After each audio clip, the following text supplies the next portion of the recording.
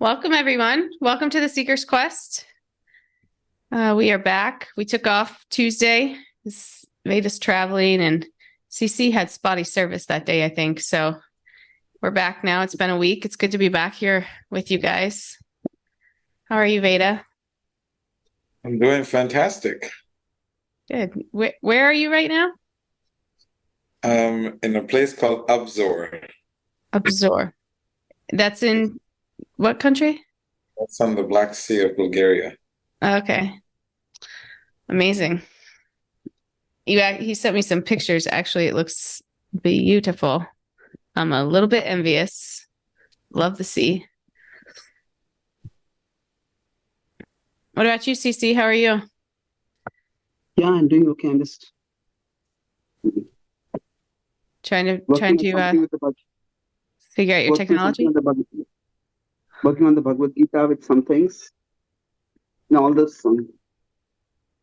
podcasts that we're doing on the Gita and other things, they give me an idea that we could try to explain the Bhagavad-gita through diagrams, one or two diagrams for each verse of the Gita.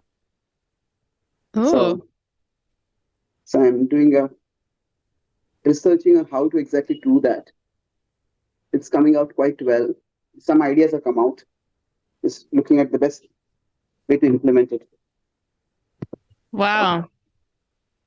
CC literally is like either teaching or writing or developing content all day long. It's like mind blowing. I spend like 3 hours with CC and I'm like brain dead. I'm like, okay, I need to take a break. I don't know how he does it. It's really something. That's amazing, CC.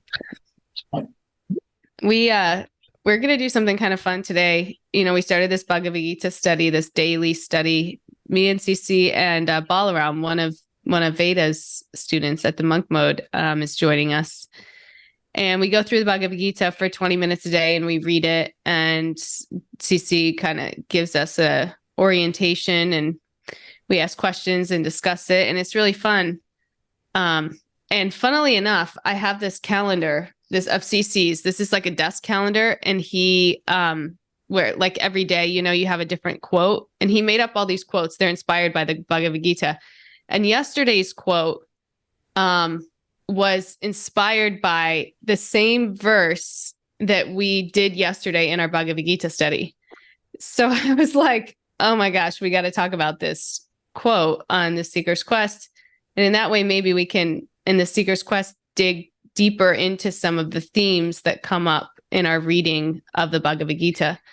So I thought we'd try it today and see how it works. And maybe in that way, we can even kind of like deepen our study as we go through this together.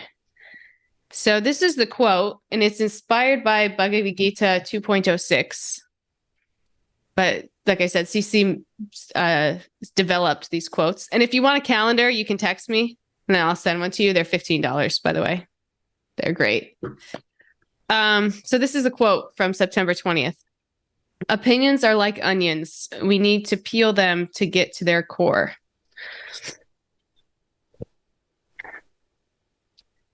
So, Yeah. CC, do you want to start us off and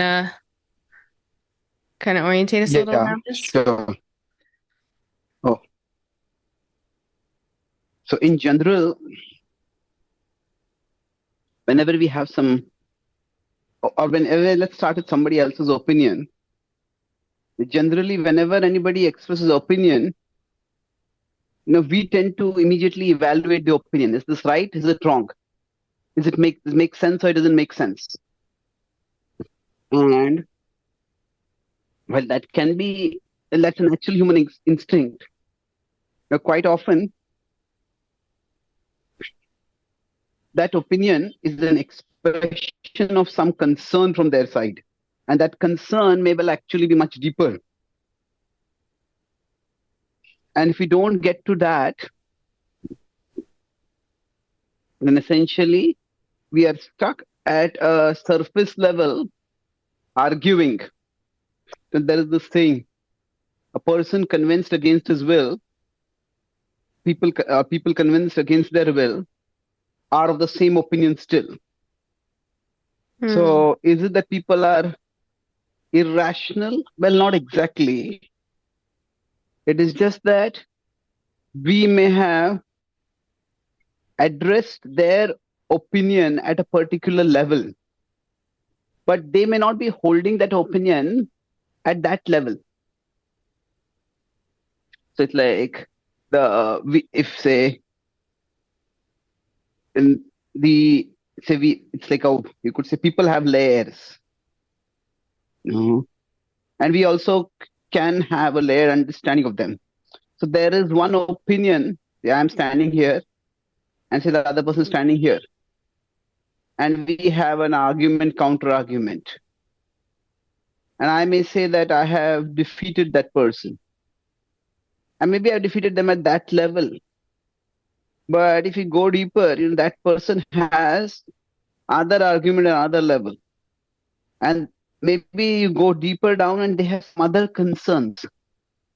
So maybe when we get to this concern, that is when the issue will actually be resolved. So we may be satisfied, I defeated you. Okay, you defeated me, but you didn't really transform me. You didn't bring us closer to each other. So what is the exact use of defeating me? So in that sense, this is not the most convincing way of dealing with others. So one example could be of going into a deeper layers of reality. The onion example that is given over there, it needs to be peeled, and peeling onions are not pleasant. It brings tears. So like that, it's easy to stay at the level of surface, but we don't really resolve issues by staying at the level of surface. So that's just some starting thoughts. You know who does this really well in conversation is Veda. He never stops peeling away to get to the core of what's going on. It's like you don't even realize what's happening, and then you're like, oh, wait. You just completely unraveled this whole thing talking to you. What do you think, Veda? Is he waiting for us to peel away at things before he speaks? I know. It's so funny. I've never heard this metaphor before, this analogy that you gave, because I heard another one. It's not so polite. It's like opinions are like belly buttons and everyone's got one and it stinks. Just saying that opinions don't really, that don't really count for much because everyone's got one. So that's something that I was told one time when I gave unsolicited opinion on something, and he just looked at me. He goes, "You know what? Let me tell you something." And I said, "What is it?" And he just laid it on me, and I was like, "Oh, okay." So it's interesting that, human beings are so excited to get an opportunity to speak, even though it's not an opportunity to speak. We still take up that opportunity to give our opinions, even though it was never solicited or it was unwanted. So it's an interesting metaphor that opinions are something that is not productive when unsolicited, and I often find opinions quite subjective. And often when we are giving an opinion, we don't really get into a dialogue before we give an opinion. We're just like, what do you think about a such and such place? And we immediately shoot out without really inquiring more about the particular subject before we give an opinion. Yeah, the Bhagavad-gita talks about these three modes of being, sattva, rajas, and tamas. I think that affects both our opinions and how we present our opinions. Sattva is, these three you could say are like gears at which our mind functions. Hmm? It's like why car can move in different gears. There's many metaphors for understanding this. But sattva is associated with clarity. There's a broad thinking. Rajas is generally associated with craving. No. Okay, in the case of opinions, this would mean that in clarity we have some holistic understanding. With craving means we just want quick understanding. I just want to get this issue over with and then we move on to other things. And in this context, no, tamas is almost associated with the compulsion that it's extremely narrow. This is the only way you look at things. You just can't look at any other way. So like if somebody has a hammer, then everything becomes a potential nail for them. And then they're just trying to smash everything down to a nail and put it in the place that they think it should be going. So when especially, you could say, if we are functioning in the mode of tamas, then the opinions, they just lead to dissension and breakage. It can lead to fragmentation also. People, sometimes families can break apart, groups can break apart, teams can break apart. In the mode of passion, opinions are just, they are tools to power or tools of power. That means whoever is the more powerful person, that's the person whose opinion prevails, irrespective of what's right or what's wrong. If this person says it, then everybody else is afraid to voice a different opinion. So here, that person may even know that I'm wrong, but it's just the opinions are tools to power. They will use it to impose their will. Like a boss says, and all of you are perfectly free to express your opinion as long as you agree with me. So that's pseudo freedom. That is not freedom at all. Mm-hmm. And here, when we are in the mode of sattva, then it is the richness of individuality that is expressed through opinions. And this is how I see things. And then I try to understand, why do you see things like that? Is there another way to see like that? I don't see it like that way at all. So tell me, what are you thinking about? What are you seeing in this particular object? And this actually is associated with curiosity and growth. That's why real discussions, if you want to have like meaningful or transformative discussions, deep discussions, they happen when the two participants are broadly in sattva. Then so if there's one person in sattva, the second person in sattva, in goodness, then what happens is, if you consider this, if you consider the idea to be like a ball, so I throw the ball to you, this is what I think, and then you throw the ball back to me, and then I throw the ball back to you. But in this case, what is happening is the ball, which is like the idea, that itself is evolving. You could say it's almost, I like prefer the word reincarnating. The shell remains the shell keeps changing. At the core, this is the concern we have, but the concern starts being articulated.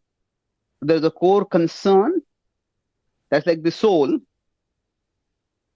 And then there is the articulation, there is the strategy. What do we want to do about it? That strategy is like the body. So what happens ideally in the reincarnation is the soul is the same, but the soul keeps getting a better and better body. So what happens is in these kind of discussions, then as the strategy evolves higher and higher, by strategy, I mean what we are using to deal with to address the concern. Then by the end of it, it's like we have arrived at evolved understanding and evolved strategy.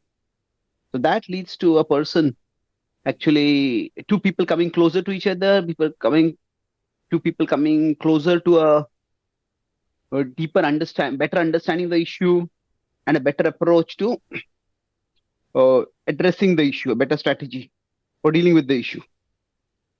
So we hope that now this kind of communication is actually rare to see.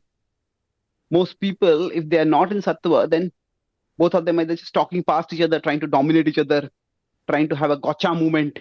I proved you wrong. Now, all that it misses out, and all that is potential for growth when different people express their opinions in an open-minded and curious way.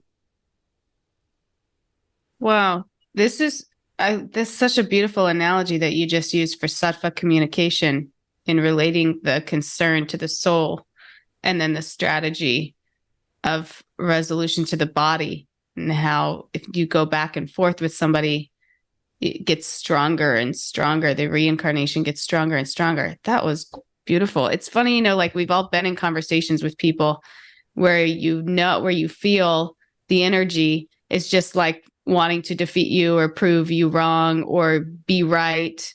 And it's almost like, okay, what's even the point of having this conversation? Or it like hurts your feelings because you have a close relationship with the person, and it's so disconnecting. It's like a wall, like, oh, well, I really want to talk to this person about this, but I'm feeling so blocked because it's obvious that there's not going to be that beautiful like analogy, like the ball back and forth where you're kind of growing and learning together. And the other thing I love about this is it's like independent of level of intelligence. Like CC is like probably the smartest person I talk to. And I mean, he's like brilliant, but anytime I talk to him or share an opinion, this is how I feel in conversation with him. It's like, he's open, he's curious. It's like, I never feel stupid talking to CC, even though if there's anybody in the world that I'm going to feel stupid talking to, it's CC, but I never do, because he exhibits this. He's just like, and that's nice. It's like, it takes a person who is not threatened or who's just very secure in who they are and what they have to offer to be able to communicate on this level, I feel. I appreciate that about you, CC. I never tell you that you're stupid. I just help you to realize it without by telling it. He's just so smart. All right. Well, maybe he's a different category then of intelligence. He's just it's just this like sometimes there are communication strategies which are talked about, but it's a strategy without a change of heart. There's a change of heart, they don't work.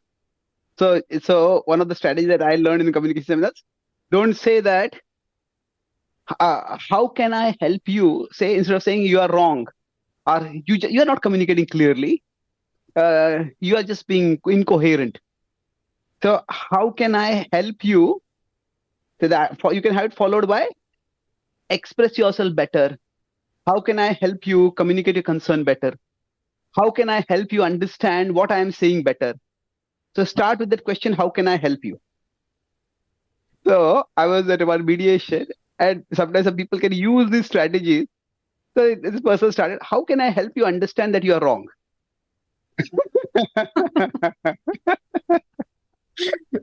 So, at least they got it halfway right. Yeah, but the first half is basically making a mockery of it's like the spirit. So it's almost like a presumption that you are wrong, and all that I think the strategy to prove to you that you are wrong. So I think, but this idea that how can I help you, if we have that, then or we can also say, no, I'm just not understanding this. Can you help me understand this? So that can help each other. Although two people may be antagonists in a particular issue, and this especially applies in close relationships where people have different opinions, that we need to really help. We need to really understand each other better. So it may not be possible to do this kind of deep discussion on every difference of opinion. Sometimes something is just functional. Okay, we want to go to a program. Do we go by this road or by that road? There's no need to peel the layers of discussion at that time.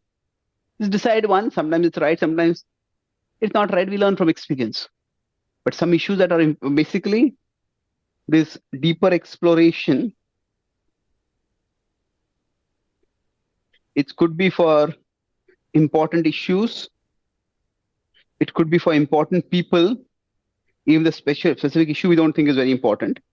And it could be, it certainly is required if there's a combination of both. If it's an important issue and an important person, then it's worth the time to go in and spend the time for the deeper exploration, to peel the layers of the onion, to go deeper. And that's why quite often, if we can raise our consciousness towards sattva before we have the discussions. One of our traditional teachers, Bhakti Siddhanta, he would say that two people have differences of opinion. No, let them try to have some spiritual session, maybe some prayer, some kirtan, some discussion of broader philosophy where both of them agree and both of them are aligned together. And then that will bring them towards a higher level of consciousness. So it's almost like, if I am here and you are here. So now, say you have an opinion that I don't like, and say I have an opinion that I don't like, that you don't like. So what's happening is that you are seeing me through the filter of the opinion. Actually, you're only seeing the opinion, not seeing me. And conversely, I am only seeing the filter of the opinion and not you. So essentially what happens is when we try to bring each other, if we try to rise to sattva, then we start seeing each other first and foremost as human beings who do have a lot in common. So, okay, we try to, let's discuss something which we share and not bother about the opinion right now. We will resolve the opinion. So we put the opinion aside and discuss some shared concern, some shared subject. And this, when we do, what happens is the two people link with each other, see each other as human beings. And that's why maybe start with prayer, start with some something that some shared value. Then what happens is then we see each other more holistically. People are not their opinions, even if they find their opinions not only wrong, but sometimes we may find they're wrong, atrociously wrong. But still, if we see that they're first and foremost human beings, and just like us, they are also on a spiritual journey, then that helps. Yeah, and this happens. This will conclude this one. This leads to a lot of polarization, and we are seeing this a lot. Be it political polarization, it could be racial polarization, religious polarization, and people are reducing each other to their opinions on particular issues. And if you have that kind of issue, and I don't even care to hear one more, if you have that kind of opinion, I don't care to hear one word more from you. Yeah, please go ahead. It's kind of along the same lines as like if you're in a fight with somebody close to you and you want to come back and talk about it and resolve the conflict. Best to do it when you can both be in a place where like your goal is resolution and you're not both like steaming with, in Rajas or Tamas, like just really upset, or the conversation is not going to be very productive or lean towards resolution. So it's also like getting yourself to a place where you're sattvic, where you really are genuinely, sincerely wanting resolution and feeling peaceful about it. And then it's like, that's the time to seek that resolution with a loved one or to have those tough conversations. Yes, I think sometimes there's one thing which can go wrong is, okay, we are not in the right place right now. And that's what we keep saying all the time, and we keep procrastinating. That could also be a problem. So like some small wound is there. If I have a wound, now if I'm in the middle of, say, moving my house or doing something urgent, so I could bear it for some time. But if I keep it on, then bear it till the right time, I can say, to treat it. But if I don't treat it, if it's too long, then it can just become a permanent injury. And then that can be a bigger problem. That's not something which we want. So I think there's a danger also. So too much procrastination, dodging difficult discussions. That's also dangerous, because then by this procrastination, the issues simply become worse, and then we become all fossilized in our own opinions. But yeah, I agree. So you could say here is too little pause. That's the characteristic for Rajoguna. Too much pause. Almost to the point of stopping it. That's the characteristic of Tamoguna. So we may either rush into difficult discussions. We can rush into them, or we can constantly avoid them. As you could put in terms of the same thing in terms of pendulum.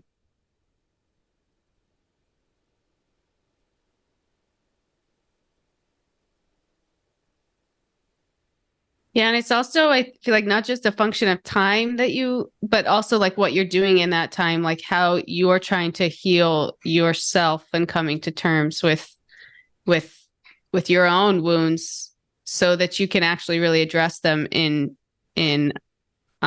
relationship with somebody else. Yeah, agree fully. That's no doubt about it. Yes. What do you think about all that, Veda? This Veda is finding this discussion too difficult to have.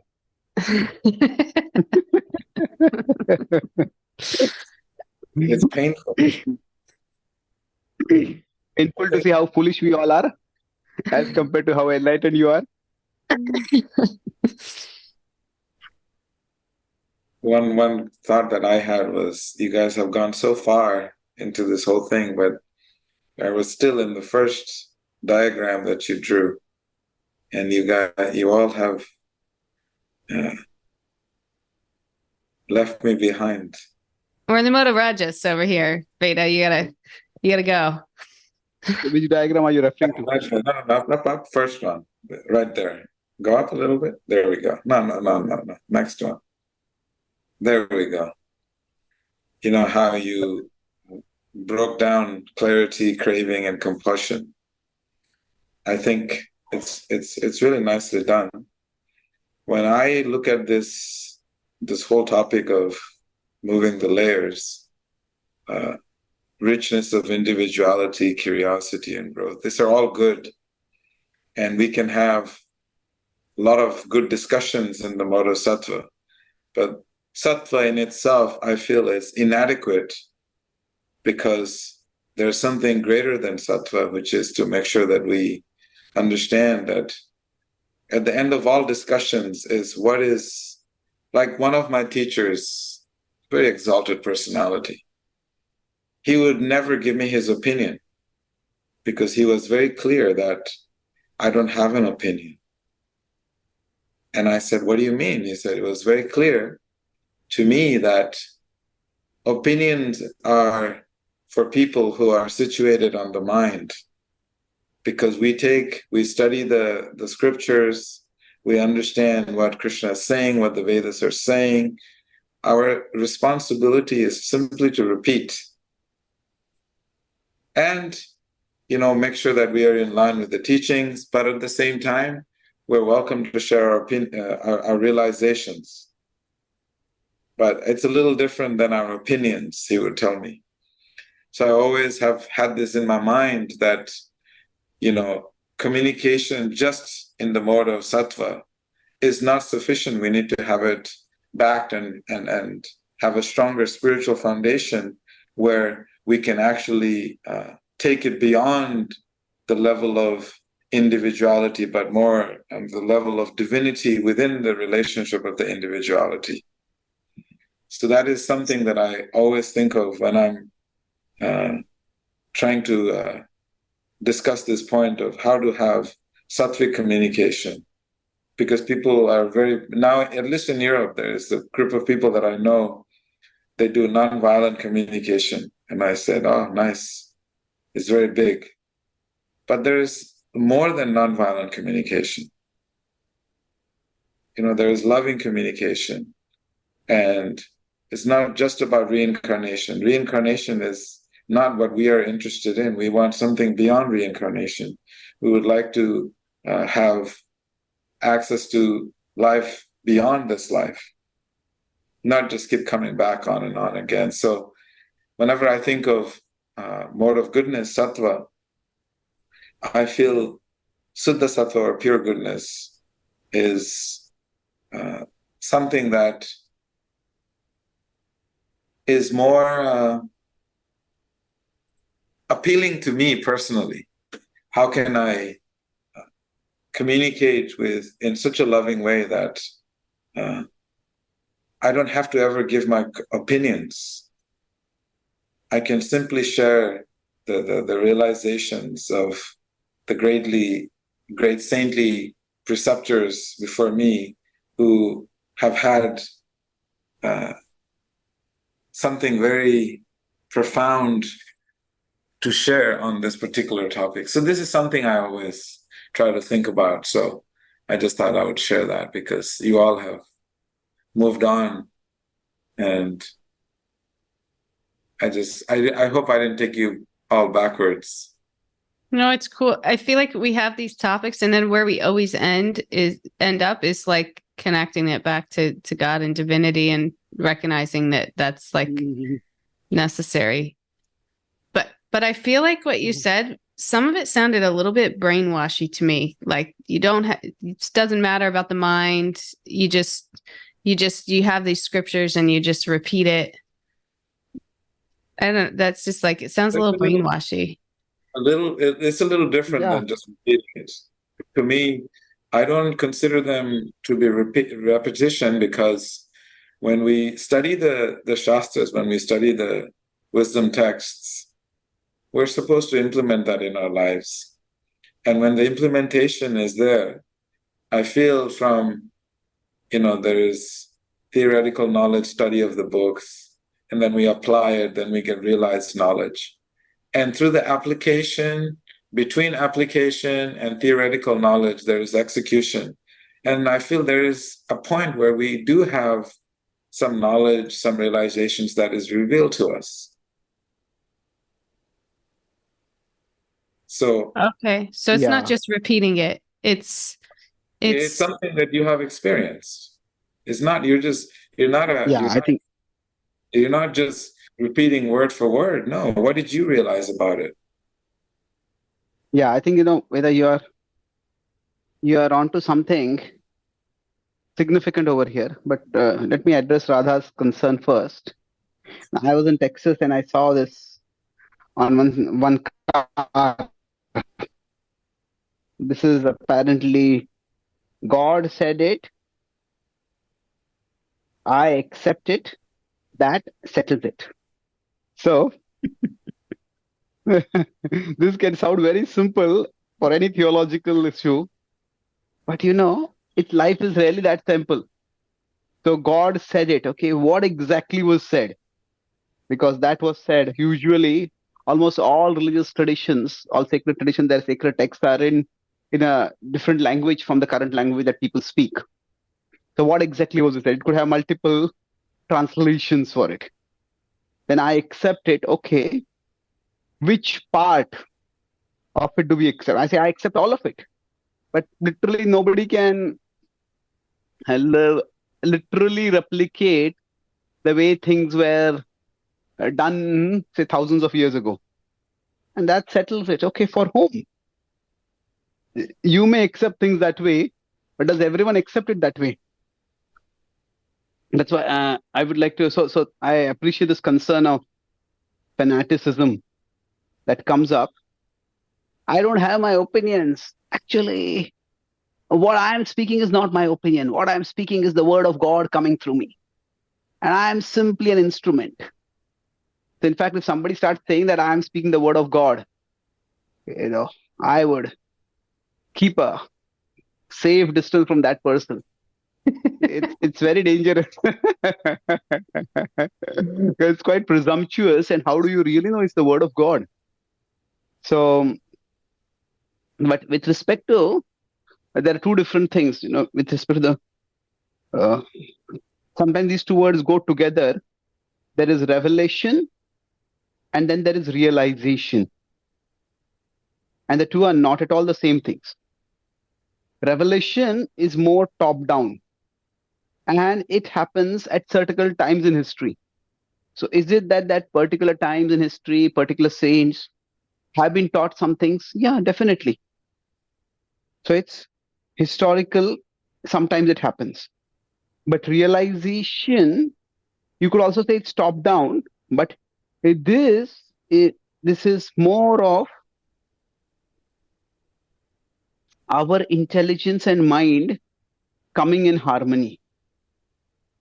So that means with my intellect, like Veda talked about the theoretical knowledge. The intelligence generally has at least some theoretical knowledge. But after that, the mind experiences and accepts that experience. So I may say that, okay, money doesn't lead to happiness. The typical retort is, yeah, that's what those people who have a lot of money say that. That is. Now, yes, it is true that if somebody doesn't have food to eat, then money does lead to happiness. The money means the difference between life and death. And that time, money does make a huge difference. If somebody is dying, somebody's loved one is dying, the money could mean the saving of that person, and then money does make a significant difference. But beyond that, once one's basic needs are taken care of, then just increasing the money lead to increased happiness. You may trot out that line, no, it doesn't lead to. But when somebody gets something which they long for, and they put in a lot of money to get it, or they get a lottery and get it, and then they realize, hey, this is just, I felt good for some time, but now it's just there in my home, it's there with me, and then make me feel that much good. That's when they start thinking of something bigger, something deeper. So I would say realization is something which we all need to seek. And when somebody is speaking with realization, then they have something which has a unique charm. They have authenticity. Now, it's mysterious that even in some of my friends in marketing, they say that in marketing there are techniques and there are principles. Techniques are basically the lines that you speak to get people to become convinced to buy a particular product. And they can be useful at particular levels, but beyond that are principles. Are you really convinced that what you are offering is going to add value to your customers? That are you convinced that this is actually good for them? Then if you are doing that, then you will have some authenticity in it. And especially in spiritual circles where we are sharing the spiritual wisdom, this authenticity is vital. Okay, that makes a lot more sense. So it's kind of also what you were talking about at the beginning, with revelation being top down, like just kind of cramming it down somebody's throat. Like, this is what it is. Take it. No. I won't say it like that. That would be something, sorry to interrupt you again. That would be more like indoctrination. Okay. Revelation is a historical event. It does happen. There are some sages, some saints who just get the clear light from top. Oh, okay. So it's not bad. So revelation is not bad. But what I was saying is, somebody claiming today that I have a revelation, and because God has spoken this to me, so you should accept it. I would be apprehensive about that. Oh, because there's just so many fakes out there nowadays. Yeah, exactly. Yeah. Okay, that makes sense. So it's more common that when somebody's sharing spiritual knowledge with you, that it's more realized, meaning they've learned these things, like spent a lot of time learning these things, then practicing them, and then had realizations of their own around their effectiveness in their lives. Exactly. Perfect. So, What do you think, Veda? About which part? Any of it? What are your thoughts? Veda said, I have no opinions, but he has a lot of opinions. So he doesn't know which opinion to express. You really got to prod Veda for his opinions. You gotta like. I accept this notion of being authentic, is the real essence. But there is something about the fact that in the tradition of bhakti, there's many teachers. I mean, the very beginning of the Srimad Bhagavatam, which is one of our texts that we study, we see that the divine reveals this knowledge, and it starts with a revelation.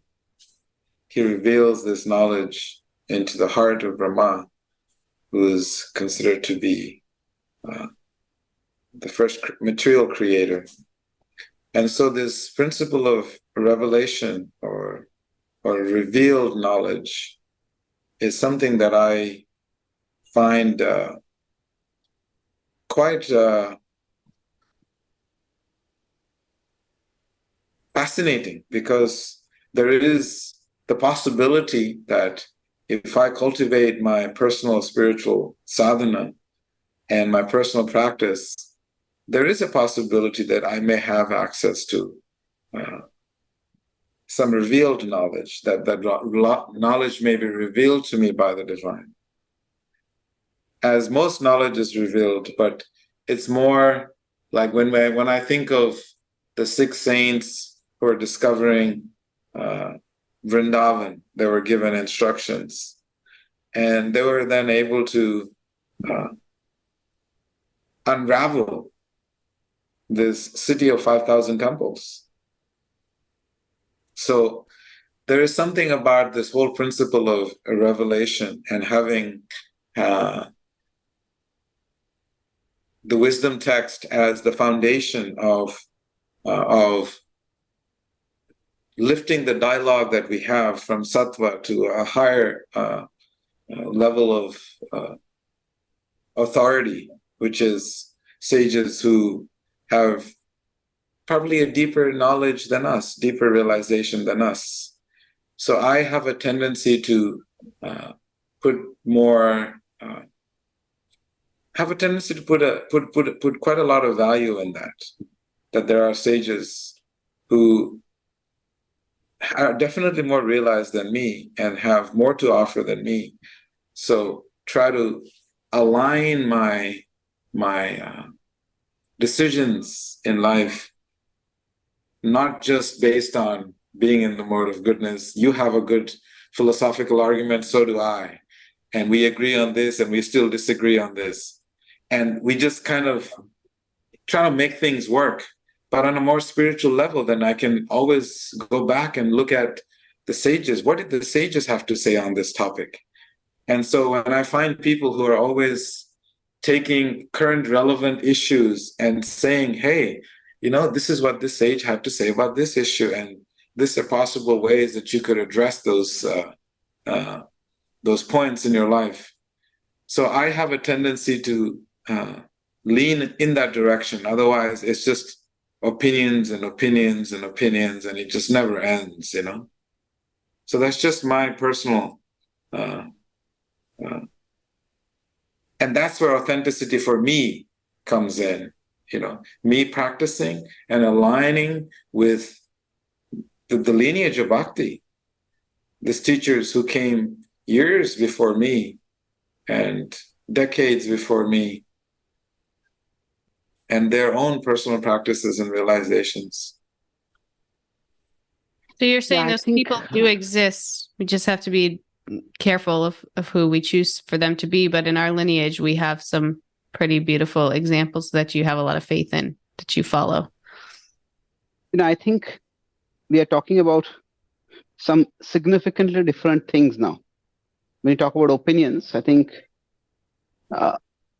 we are having different opinions, not about the same subject. We are having different opinions about different subjects. So I think we need to unpeel not the opinion, the issue itself. What are we talking about? So Because I you would say divided that, the opinions into three categories, and I'm saying there could be more. no, that's fair enough. And I'm not talking about three categories. I would say three levels with which we approach our opinions. But I'd say, for example, there are straight interpersonal issues. Hmm? That's where you should do like this, you should not do like this. Interpersonal itself is a huge category. But beyond that, you could have, if you are a part of a tradition, you could have theological issues. Now, how is this to be done? Hmm? And then there could be just contemporary issues. Now, theological is also contemporary. Now, again, these two categories are not broad. Okay, let me put this. Contemporary, it's more like operational issues. So just to give an example of what I mean, let us say right now we are having this conversation on Zoom. Now, when the pandemic happened, we started using digital communication much more. Now, when the pandemic happened, if we had waited to find some quote from some spiritual teacher from the past that you could actually have spiritual knowledge transmitted through Zoom, we would have been waiting for the rest of eternity, isn't it? So technology like Zoom was not there in the recent historical past. And we took the principle and we applied it. So so there are issues which may be which may not be directly addressed. Hmm? And then there could also be issues where they are too specific to be addressed. The kind of disagreements that people can have over issues. Sometimes we may not have those specific issues being addressed in the scriptures. So what you're talking about is true, that we need to go beyond sattva.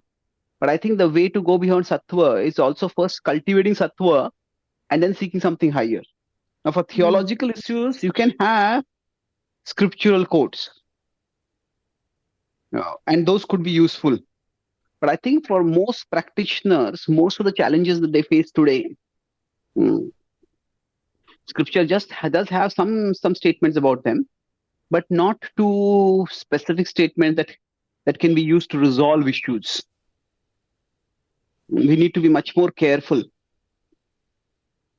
about, because scripture, whatever you're talking about, the tradition could also be a very big thing. And we might draw on one particular quote. I think you nuance that. Okay, these are some of the takes which you could draw from scripture. But it also could become like, say, I am on this side of the issue and you are on this side of the issue. This is a barrier separating us.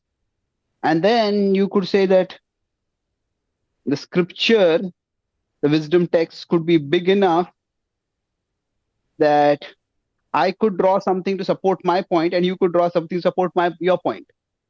So will there be a resolution there? Having script, this is going to be a resource for us. It's a very, very important resource. And we could say so is the resource of connecting with the divinity within us. Looking inwards and trying to prayerfully understand what would be the best way ahead. But ultimately, the two people here have to resolve their issues by individual responsibility itself. So ultimately, my understanding is it's individual responsibility that we have to take to resolve issues. And even when we're learning from the saints, learning from the past revelations, it's our responsibility to make the decision. That's what in the Bhagavad-gita also concludes with, saying that now you deliberate and do as you desire. So I'm not telling you deliberate, Veda, and have the opinion that you want.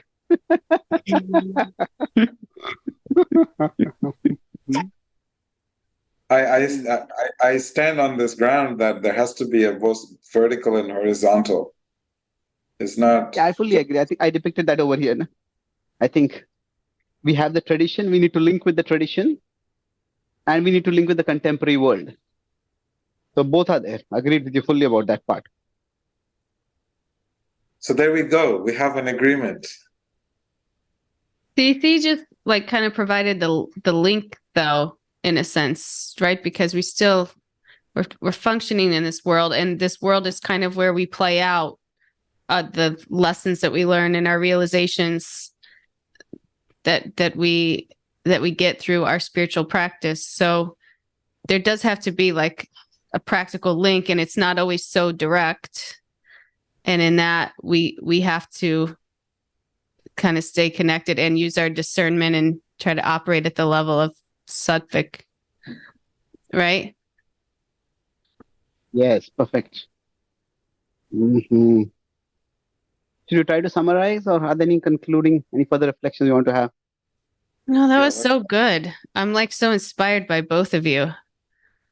I like the revelation. I like the revelation piece that Veda did kind of stress, because it's nice sometimes to know that if we just sincerely try, we just sincerely pray, Krishna will give us what we need. Like he'll give us the intelligence, the whatever it is. And it's not always about just us doing and us knowing and us. It's really about us just surrendering to Krishna, right? Agreed. So, thank you. So, I'll say we started about opinions. To really address them, we need to go deeper to try to understand what are the needs of the person and how they can be actually addressed. Otherwise, you stay at the superficial level. In that connection, we talked about how we might deal with opinions. So, in the three modes, if in sattva, we will seek clarity. Okay, we try to have more holistic, and there'll be curiosity, there'll be growth. In rajas, there'll be more of a craving for resolution. There'll be a craving for just finishing it off and getting on with life. In tamas, there'll be more of a compulsion. This is the only way people can look at things. Then we talked about realization as contrasted with, it's not the same as revelation. And both are needed. So revelation is more vertical. It is what comes from the past through the great saints to us. And here there is where we are talking about Shuddha Sattva, where we all are trying to align ourselves with the divine will. And realization is what comes from our practice. And when we have this, then we can actually have greater authenticity in what we speak. And lastly, we talked about when we are trying to resolve issues, that there is scripture or wisdom text and the saints, they are one authority, and it's a very important authority to consider. They are one very important resource. But along with that, depending on the specific issue, whether it is something which the text directly talk about or not, we may have to have different approaches. Ultimately, it's individual responsibility to actually either connect with revelation, gain some realization, do some deeper exploration, so that the issues, the opinions can be understood and the issues can be resolved.